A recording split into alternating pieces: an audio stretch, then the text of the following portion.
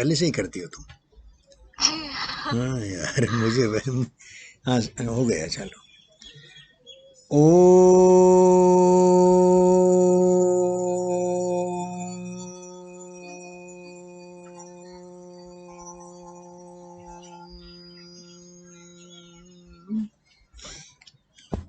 सभी मित्रोगण का स्वागत है। आज मैं साधक जी से फिर से एक नए प्रश्न के साथ जुड़ रही हूँ। मेरा इनसे प्रश्न आज ब्लैक फंगस से रिलेटेड टॉपिक पर है। इनका 100 पुस्तकों के शोध में ये भी एक विषय है जिसके बारे में ये बहुत सारी बातें हमें ऑलरेडी बता चुके हैं, और बहुत सारी ऐसी और बातें हैं वो हम लोगों को काफी ज्यादा परेशान कर रही है। मेरा प्रश्न आज इनसे यह है कि ब्लैक फंगस जो बीमारी है वह इतनी तीव्र गति से क्यों बढ़ रही है, कैसे बढ़ रही है, और इसके लक्षण क्या कोरोना वायरस जो थे उससे काफी मिलते जुलते हैं। इस बीमारी में भी क्या लोगों को सांस लेने में दिक्कत हो रही है। इन सब से रिलेटेड मेरा प्रश्न इनसे है। ठीक, स्वागत है। चलो तुम्हारे प्रश्न को थोड़ा सा और बड़ा करें। तुम्हारे प्रश्न में काल की चिंता झलक रही है। जैसे तुमने पूछा कि ये इतनी तेजी से क्यों फैल रही है, तो ये पूरी की पूरी काल के भय से प्रश्न बनता है। हम सब काल के अधीन है ना। इस त्रिआयामी जगत के सब प्राणियों की तरह और सब मानवों की तरह भी, सब मानव तो नहीं कहता मैं, कुछ मानव जो हैं वो काल के भय से ऊपर हुए हैं, लेकिन अधिकांश मानवों की तरह इसमें काल का भय, काल का प्रभाव झलकता है। उसी प्रश्न को विस्तार दे करके तुमने ये कहा कि ये क्या सांस लेने में भी तकलीफ है, कोरोना से क्या क्या उसकी समानताएं हैं। तो कोरोना से समानता ढूंढने के तुम्हारे इस जिज्ञासा में, उसमें भी देखो काल किस प्रकार से घुस जाता है। कोरोना तुम्हारे अतीत का अनुभव हुआ। अतीत माने अभी अभी का अतीत, थोड़ा बीता थोड़ा चल रहा है, थोड़ा सा बीता थोड़ा चल रहा है। अतीत वर्तमान होता हुआ सा, इसको पास्ट कंटिन्यूअस टेंस कहते हैं अंग्रेजी में, है ना। ठीक है ना जी जी। तो ये भी काल से जुड़ा हुआ। और उसमें एक प्रश्न जो आगे बनता है, अरे बाबा इसको कब तक झेलेंगे, ये कब तक तकलीफ पाएंगे हम। ये सांस लेने की तकलीफ हो या आंखें निकालने की तकलीफ हो, कब तक हम कब तक झेलेंगे। ये उसमें काल के सूत्र को मैं पकड़ के चलूं तो ये भविष्य का प्रश्न है। तो इसमें तुम्हारा पास्ट, प्रेजेंट और फ्यूचर, वो तीनों एक साथ तुमने प्रश्न में अनकहे कह दिया। ये जो अनकहे कह देने वाला कीमिया है, ये अनकहे कह देने वाला जो सूत्र है, इसको भी समझना चाहिए। इसमें से ही तुम्हारे प्रश्न का उत्तर छुपा है। जो तुमने पूछा चिंता में कि क्या ये सांस को भी हमारे लेने में दिक्कत होती है और क्या क्या सूक्ष्म लक्षण है। देखो लक्षण तो सारे के सारे हमारे डॉक्टर, हमारे इंजीनियर मीडिया पर पड़े हैं, रोज चल रहे हैं, और वो है। सांस लेने में तकलीफ तो फंगस आएगी, नाक में जमा होगी, तो सांस के साथ कभी खून, कभी चॉकलेटी मलबा, ये ब्लैक फंगस के लक्षण वो निकलेगा ही। और वाइट फंगस के लक्षण जो है वो नाक में सफ़ेद सफ़ेद जो है वो निकलता ही रहता है। तो सांस लेने में तो दिक्कत यहीं से शुरू हो गई। और हमारे फेफड़ों के जो एल्वियोली, जो सांस को लेने खाली करने में सहयोगी हुआ करते थे बेचारे, वो फंगस ग्रस्त होकर के, बीमार होकर के वो अजीब तरह की हरकतें करने लगते हैं, लाचार हो जाते हैं। उनकी लाचारगी जो है वो आदमी को ही भुगतनी पड़ती है ना, आदमी के अंग हैं सब।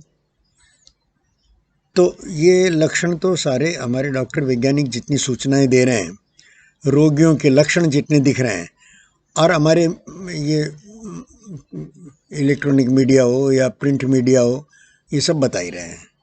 और गूगल पर अभी सर्च करो, हज़ारों आ जाएंगे ब्लैक फंगस से जुड़े हुए सूचनाएं, और हिंदी में आएगी। हिंदी और बंगला और सारी प्रांतीय भाषाओं में, क्योंकि गूगल ने अपने व्यापार के लिए भारत की लगभग सभी भाषाओं में अपना विस्तार कर लिया है। तो सब भाषाओं में ही जिस भाषा में पूछो उस भाषा में उत्तर मिलेगा। ये हमारे इस टेक्नोलॉजी का कमाल है। हमको संवाद बनाने में जब अपनी भाषा में बात आती है तो सुविधा होती है। एक बात मुझे 2-3 दिन से तुम लोगों की कही हुई समझ में आती है कि भाई ये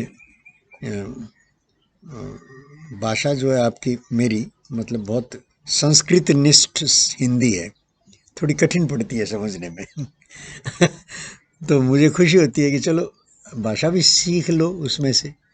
तो मेरी जब क्लास चलेगी कठोपनिषद पर, तो कठोपनिषद पर हम वैदिक संस्कृत के मंत्रों को हल कर रहे होंगे। सामान्य आजकल संस्कृत जो चलती है व्याकरण वाली, और वैदिक संस्कृत, वो भी एक अलग मामला है भाई। वैदिक संस्कृति मतलब जब तक व्याकरण नहीं बना था, पाणिनि नहीं आए थे, उससे पहले की संस्कृत में ये कठोपनिषद उतरा हुआ है। अद्भुत है सारी रचना। कितना पुरानी ज्ञान राशि ऋषियों ने किस प्रकार से संजो करके रखी, हम तक यूं का यूं पहुंचा दिया। और ये शाश्वत हैं, ये सारे नियम कठोपनिषद में जो कहे हैं वो विज्ञान की तरह रोज बदलने वाले नहीं हैं भाई। ये कोरोना की तरह रोज अपना चेहरा बदलने वाले नहीं हैं। ये शाश्वत हैं, ये समान हैं। कोरोना पर भी लागू होते हैं, ब्लैक फंगस पर भी लागू होते हैं। हमको इनका उत्तर कोरोना, ब्लैक फंगस और वर्तमान विज्ञान का जो मैं क्वांटम और ऑकल्ट और सेल की गतियाँ और ये सब जो चर्चा करता रहता हूँ बीच बीच में, चुटकी लेता रहता हूँ। तो वो सब काम आने वाली है, सब जुड़ा हुआ है।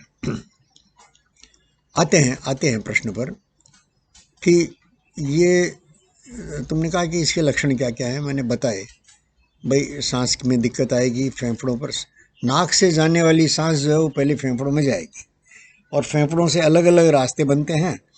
पहले बनता था कि रक्त प्रवाही, रक्त संचारी नस नाड़ियों में जाकर के फिर दिमाग तक पहुँचे, ये सही रास्ता था।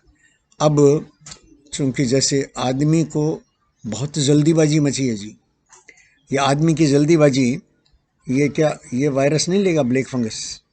अरे कोरोना ने ले लिया पहले से ही, कोरोना से 2 कदम आगे कोरोना का बड़ा भाई आया है ना कोरोना की मदद करने। तो इसके पास ये आदमी की जो जल्दीबाजी वाली प्रवृत्ति और टेक्निक दोनों, वो सब इसने, वायरस ने पकड़ ली है। इसलिए तेजी से वो आँख से दिमाग तक पहुँचता है, तेजी से आदमी को लाचार कर देता है, और राम नाम सत्य दिखा देता है, सत्य का दर्शन करा देता है, जल्दी करा देता है। आदमी को जल्दी है ना भाई, तो आदमी की इच्छा पूरी कर रहा है। हाँ, इस फंगस का क्या दोष? ये फंगस हर तरह से आदमी का बुलाया हुआ है, आदमी की इच्छा अनुसार है, आदमी की आज्ञा मान रहा है जी। और कोरोना तो आदमी का बनाया हुआ है।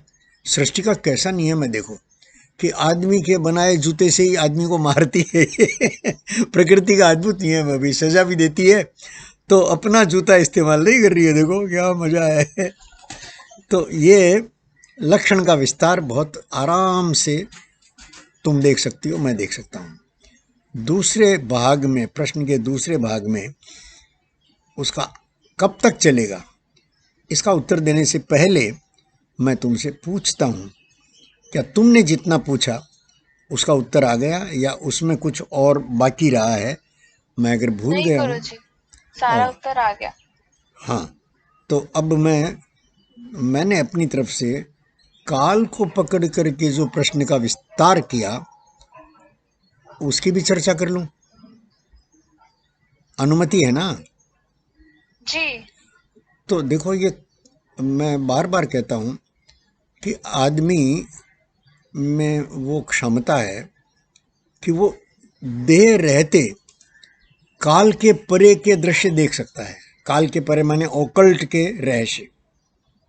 ओकल्ट जो है वो इस उस पार के रहस्य हैं। उस पार सुशांत राजपूत की तरह ये दुनिया छोड़कर उस पार जाता है आदमी। इस पार ये दुनिया, उस पार वो दुनिया, सुशांत प्रेत मित्र सुशांत राजपूत वाली, है ना। तो ये ओकल्ट का सारा जो चर्चा है वो इस काल से परे है और मनुष्य में ये क्षमता है। और आजकल तो मेरा अनुमान है कि सैकड़ों और जो ये क्या वो गुरु है ना, क्या बोलते हैं उसको, बूस्टर, मोरल बूस्टर या गुरु बनते हैं ना बहुत। तो ये जो लोग हैं वो टेक्निक बताते हैं पर वो खुद नहीं समझते कि वो कितनी कीमती चीज़ बता रहे हैं। वो शरीर में रहते हुए शरीर को छोड़कर शरीर से बाहर जाकर शरीर को देख लो, इतना बताते हैं, अभ्यास करा देते हैं, दिखा देते हैं। तुमको मैं दिखा सकता हूँ, अब मैं तुमको दिखा सकता हूँ और वहाँ बैठे बैठे भी दिखा सकता हूँ। देखो चमत्कार। पहले तो मैं करता था ये और सामने मेरे परिषद होती थी और मैं सबको एक साथ हिप्नोटाइज करके और ये देह से बाहर निकाल देता था और दिखा देता था कि देख लो ये परिषद चल रही है, तुम्हारा शरीर भी उसमें बैठा सुन रहा है और तुम देख रहे हो अलग से, और तुम सबको देख रहे हो बंद आंखों से। तुम्हारे इस शरीर की आंखें बंद है लेकिन तुम इनको देख रहे हो। ऐसा दत्तकबाजी बहुत की है मैंने। और व्यक्तिगत कुछ मित्रों की बीमारी को ठीक किया है। इस बहुत कीमती विधा है ये हिप्नोटाइज करना। उसमें बीमारी को ठीक करने के लिए बहुत बढ़िया। अरे भाई तुम थोड़ा गौर करो, ये युवा लड़के लड़कियां हैं ना, वो प्रेम के काल में, जिसको प्रेम के समझते हैं, वो अपने जो ये आकर्षण है, शारीरिक आकर्षण, उस समय एक दूसरे से बंधे हुए हिप्नोटाइज्ड होते हैं। वो नहीं जानते, हिप्नोटाइज्ड ही होते हैं, किसी एक के इशारे पर चलते हैं, बाकी दूसरा कुछ भी कहे मानते ही नहीं। यही तो हिप्नोटिज्म के लक्षण है। बाकी दूसरा कुछ वो कहता रहे, अरे देखो ये हम सब हैं तुम्हारे, हम सब तुमको प्यार करने वाले हैं और तुम्हारा भला हम चाहते हैं, और वो भला नहीं चाहेगा। मानते ही नहीं। वो जैसे चलाता है और उसके कच्चे धागे से बंधे चले आएंगे, सरकार वाली बात है। तो हिप्नोटिज्म के अनुभव हम सब ले चुके होते हैं अपने अपने काल में। बस हम उस अनुभव को थोड़ा और लंबा आगे पीछे खींचते नहीं। जैसे मैंने प्रश्न को आगे पीछे खींचा और काल को देखने की कोशिश की। अब ये काल जो है कब तक चलेगा, प्रश्न ये है। तो देखो ये इंसान की मांग से आया है, तो इंसान की अपने रोग का इलाज करने आया है।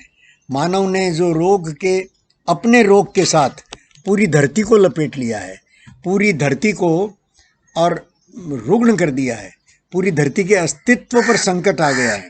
मानव ये भी नहीं समझता कि अगर ये धरती डूब गई, बिखर गई, तो फिर वो रहेगा कहाँ, जिएगा कहाँ। धरती का पानी खत्म हो गया तो हमारी भावी पीढ़ी जो है उसको कितना श्रम करना पड़ेगा, जीने के लिए क्या क्या नहीं झेलना पड़ेगा जी। ये पूरा का पूरा प्रकृति लय हो जाए पूरी की पूरी, तो मानवता को नए सिरे से करोड़ों वर्षों की यात्रा करनी पड़ेगी। करोड़ों वर्षों की ये दुर्लभ यात्रा, जिसको करके आज हम यहाँ तक पहुँचे हैं कि हम इस प्रकार से संवाद कर सकते हैं। हम परम सत्य तक पहुँचने का मार्ग खोज सकते हैं परस्पर मिलकर। वो सारा का सारा नए सिरे से फिर करना पड़ेगा। और किस लिए? अपने ही पापों के कारण। अरे भाई तुमने किया मैंने किया, या मैंने किया तुमने किया, अपने ही हुए ना। मैं और तुम जुड़े हुए हैं ना, परस्पर है ना, हमारे सुख दुख साथ साथ है ना, साझा है ना। तुमको दुख होगा मुझे नहीं होगा, तो ये मेरी जो वासनात्मक वृत्ति है वो तुमको नहीं पाप में उतारेगी। ये सब हम परस्परता में ये किए जा रहे हैं, तो उसका दंड हमको सामूहिक भोगना पड़ रहा है। कल का जो प्रश्न था कि बच्चे भी इसमें लिपटेंगे क्या, देखो इसका उत्तर इस तरह भी आ रहा है, और मैं कल बच गया था उत्तर देने में। आजकल बच्चों को भी तो, और ये विकृत सेक्स वाले और उपयोग कर लेते हैं, 3-3, 4-4 साल की बच्चों का भी। और हम सबका अनुभव है कि शोषण ये व्यवस्था है, घर के भीतर ही हो जाता है। तो ये जो भीतर का इंडोक्राइन ग्लैंड सिस्टम का जो दबाव है, इसको समझने की आवश्यकता है, इस केमिस्ट्री को, इस साइंस को। ये अपने आप को जानने की यात्रा है, ये अपने आप को जानने की यात्रा जो वहाँ से शुरू होकर के अपने इंडोक्राइन ग्लैंड सिस्टम को समझते हुए, अपने पूरे एनाटॉमी को समझते हुए, अपने शरीर को पूरा समझने के बाद ओंकार पर आकर के ये देखना कि ओंकार हमारे कंठ में और परापशंति वेखरी, मध्यमा वेखरी, और ये जो 3 नाड़ियां हैं वो ईड़ा पिंगला और सुषुम्ना, तो इनके बीच में बैठ करके ओंकार भीतर बाहर दोनों तरफ उजाला करता है। जैसे कोई दीपक जला करके हम घर की देहरी पर रख दें तो घर की देहरी को भी वो रोशन करेगा और बाहर भी रोशन करेगा। ये ओंकार का जो उच्चारण है, ये जो हम ओंकार का उच्चारण अंत में और शुरू में करते हैं, ये देहरी पर रखा हुआ दीपक है जो दोनों तरफ हमारा उपकार करता है। तो कोरोना, ये ब्लैक फंगस कब तक चलेगा, इस काल का माप अभी तो साधक के जहन में नहीं है। ज्योतिषियों की शरण लेनी पड़ेगी, और मैं ज्योतिषियों की शरण इसलिए नहीं लेता कि न तो अभी मेरे पास उतना समय है कि मैं उस जटिल गणित को समझने के लिए उतरूं। अभी तो ये मेरे क्वांटम की गणित ही बहुत है अरे क्वांटम गणित पकड़ में आई तो फिर मेरे शरीर रहता है तो ज्योतिष की गणित जल्दी समझ में आएगी, धड़ाधड़ समझ में आएगी। ज्योतिष सिखाने वाले बैठे हैं कई सारे, मेरे कई मित्र मुझे सिखाना चाहते हैं फ़ोन भी आते हैं उनके, साधक जी आप बहुत जल्दी सीख जाएंगे, आप समझ लो तो बड़ा आपके कहने में अलग रंग आ जाएगा। मैं कहता हूँ बाबा थोड़ा रुको यार, इतना जुल्म मत करो तो मित्रों, बेटा ये कब तक चलेगा, ये अब तक साधक की शोध गणना में नहीं आया है। इतना समझ रहा है कि भाई अपना प्रयोजन पूरा करके जाएगा, आदमी को बदल के जाएगा, या तो जो बदलना नहीं चाहते जिनपिंग की तरह हो, या मुसलमान की तरह हो, या अरे मुसलमान जब कहता हूँ तो मेरे घर में मुसलमान भरे पड़े हैं। मुसलमान मतलब जो बात को सुनना ही नहीं चाहता, मानने की बात तो बाद में आएगी, जो सुनना ही नहीं चाहता वो मुसलमान। ये वृत्ति है, ये मुसलमान वृत्ति जो है वो भारत में, और ये हिंदू जो कहलाते हैं उनमें ज़्यादा आ रही है। अब मैंने 2-3 बार इशारा किया, ये जो कट्टरता आ रही है हिंदू में, सहिष्णुता कम हो रही है, और ये भी इस्लाम का प्रभाव है। इतनी बार बिच्छू कितनी बार काटेगा, और दर्द सहते सहते ऋषि जो है अब वो बिच्छू का कांटा निकालने की कला सीख गया है कि बिच्छू का कांटा पहले निकालता है, फिर निकाल लेगा, उसको भी बचा लेगा, बचाएगा, उसको मारेगा नहीं। बिच्छू का कांटा, हम इजराइल की तरह और हमास के आतंकवादियों पर मिसाइल नहीं दागेंगे। हम हमास और मुसलमान आतंकवादियों का जो सोच बदलेंगे, भैया तुमको खुद मरना पड़ रहा है, पूरी दुनिया से मार खा रहे हो, अब तो सुन लो यार। ये कोरोना और ये ब्लैक फंगस ये सबको कह रहे हैं, सुन ले बेटा, सुन ले, नहीं तो यूं ही मर जाएगा, विचार कर ले, प्यार कर ले। ये स्वर चारों तरफ से आ रहे हैं। अपना प्रयोजन ये दोनों मित्र मिलकर पूरा करें, ये साधक की भी कामना है। साधक अपने मित्र की इस योजना में, मेरा मित्र मतलब कोरोना और ब्लैक फंगस, हाँ जी, अरे मेरे मित्र मेरे बंधुओं की बीमारी ठीक करने आए हैं यार, डॉक्टर हैं यार, तो मेरे मित्र नहीं होंगे, मैं इनका स्वागत नहीं करूं? क्या कह रहे हो?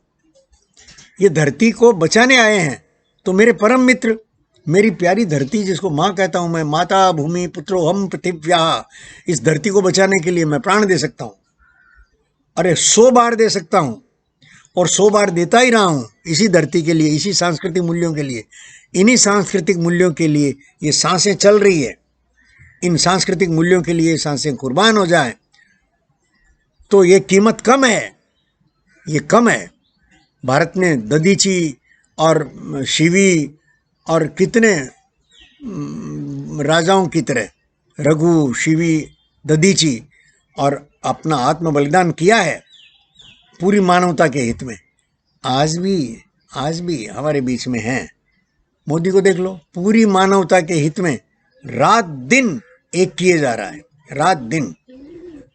कोरोना आया, अब वो तूफान से लड़ा उधर तोकाते, अब यासी आ रहा है, तो यासी के पहले से तैयारियां करके भाई टेलीफोन लाइन नहीं टूटे, लोगों की जान नहीं जाए, लोगों को पहले सुरक्षित स्थानों पर लेना, और उन सुरक्षित स्थानों पर भी भरोसा नहीं करना कि वहाँ तक तूफान नहीं पहुँचेगा। ये तैयारी रखना कि उनको भी फिर खाली कराया जा सकता है। तो सारी की सारी एजेंसीज जो है वो सब तैयार रहे, उन आपातकालीन जितनी एजेंसीज है, और टेलीफोन के खंभे नहीं टूटे, बिजली के तार नहीं टूटे, संचार बना रहे, इंटरनेट बना रहे, नहीं तो आदमी फिर गलत तरह की अफवाहों में के जाल में उलझ जाएगा। और ये अफवाहों के जाल में उलझ करके जो मोरल टूटता है, देखो मोरल टूटता है, ये ज़्यादा बड़ा खतरा है। आदमी का नैतिक बल, आदमी को जीतने की कामना, जीने की कामना, वो टूट जाए तो ज़्यादा बड़ा खतरा है। और ये मीडिया जो है वो यही फैला रहा है। हमारे संवाद में जब मैं कहता हूँ कि कोरोना को मित्र समझो, ब्लैक फंगस को मित्र समझो, तो ये पॉजिटिव अप्रोच है, पॉजिटिव अप्रोच है। अरे भाई, मित्रता के लक्षण देख लो ना, लक्षण देख लोगे तो निपटोगे इससे मित्र की तरह। अरे बिच्छू को मित्र मान करके पहले बिच्छू को डंक मुक्त करोगे, उसके विषैले दांत निकालोगे सांप के, फिर सांप से खेलोगे, फिर खेलो सांप से। भारत तो सपेरों का देश है, भारत सांपों से भी खेलता है, बिच्छुओं से भी खेलता है, आस्तीन के सांपों से भी निपटेगा भारत, सावधान रह जाइए। आस्तीन के सांप मतलब खाली जो प्रकृत मुसलमान है, जो मोहम्मदिया मुसलमान है, खाली मैं उनकी बात नहीं कर रहा हूँ। ये जितने कांग्रेसी और कम्युनिस्ट, ये आस्तीन के बड़े सांप है, ये उनकी सहायता कर रहे हैं देश को तोड़ने में, देश का मनोबल तोड़ने में। क्या एक अभियान चला रखा है किसान आंदोलन के नाम पर कि मोदी तीनों कानून वापस ले, मोदी टूटे तो उनको और फिर से अपना नंगा राज खेलने के लिए मौका मिल जाए, और वो प्रचार कर देंगे मोदी असफल होगी, टूट गया, देख लो। यही कर रहे हैं वो। तो हम क्या छोड़ देंगे क्या? हम क्या मैदान छोड़कर भाग जाएंगे उनके कहने से? अपना मनोबल, अरे वो उनको भी बदलेंगे, मित्रता की तरह बदलेंगे। हम महाभारत और रामायण और महाभारत से आगे बढ़ेंगे। 2 विश्व युद्ध लड़ लिए मानव ने। अब ये जो केमिकल वार है, ये केमिकल वार, मीडिया वार, साइकोलॉजिकल वार, हम इसको भी जीतेंगे। ये चाइना का इकोनॉमिक वार, ये चारों तरफ से मिला जुला वार है। युद्ध और प्रेम में सब जायज़ है। ये फॉर्मूला इजराइल ने अपनाया, भारत भी अपनी तरह से इसी फॉर्मूले पर आता है और सारे संकटों पर मात करके, और ये राष्ट्र विजयी हो हमारा मतलब हमारे सांस्कृतिक मूल्य जो हैं पुनः प्रतिष्ठापित हों। कृण्वन्तो विश्वमार्यम, सर्वे भवन्तु सुखिनः, सर्वे सन्तु निरामया, सर्वे भद्राणि पश्यन्तु, मां कश्चित् दुःख भाग् भवेत्। ओम